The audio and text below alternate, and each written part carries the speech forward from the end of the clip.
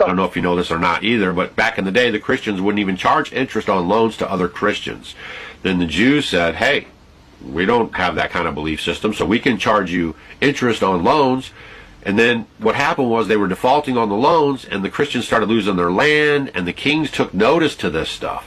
This is why they were kicked out of every place they've ever went to. And they've taken over the banking systems. They've taken over now the media. They've taken over Hollywood. Do you even know what Hollywood is? Hollywood? That's the wood that they use for incantations for witches, okay? You can go look this stuff up. Is it any coincidence that that thing is called Hollywood, where all your television comes from? All right, but I digress. Here's Benjamin Netanyahu talking about Hitler, and listen very closely to what he says. Roll the tape. Hitler didn't want to exterminate the Jews at the time. He wanted to expel the Jews. And Haj Amin al-Husseini went to Hitler and said, if you expel them, they'll all come here. Now, I actually got the book. It's called The Transfer Agreement, and I read it. And the guy who actually wrote this, his family denounced him, okay?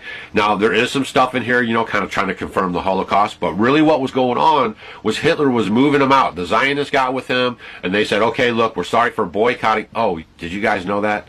That they were actually boycotting all German goods, and even in America they were marching in the streets, and they had a very strong grip on the government here in America. So I'm going to roll this tape for you real quick, but then think about how Kennedy, okay, was trying to make AIPAC, they call it now, a foreign national like organization, and that's what really ticked him off. And some say, allegedly, that that's the reason why they snuffed him out, okay, because he was trying to register AIPAC, what they call it now, as a foreign lobbyist organization, which would really have messed him up. All right, roll the tape. Coming out revealing secret negotiation between the Nazis and the Zionists in 1933, which allowed German Jews and their assets to go to Palestine. Rich Samuels joins us tonight with the story of the controversy behind the book and the author's struggle to write it. Rich?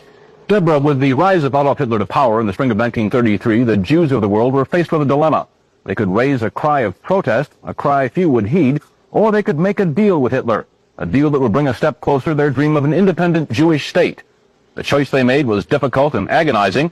This new book describes that choice. The book is called The Transfer Agreement.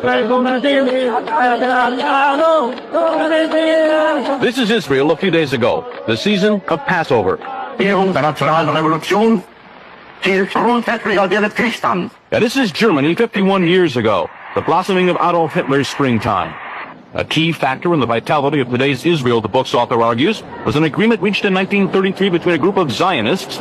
The great irony is that Adolf Hitler became the chief economic sponsor of the State of Israel. Edwin Black, who filled the void left by the silence of his parents, has written this book, a dense, detailed chronicle of the early months of 1933.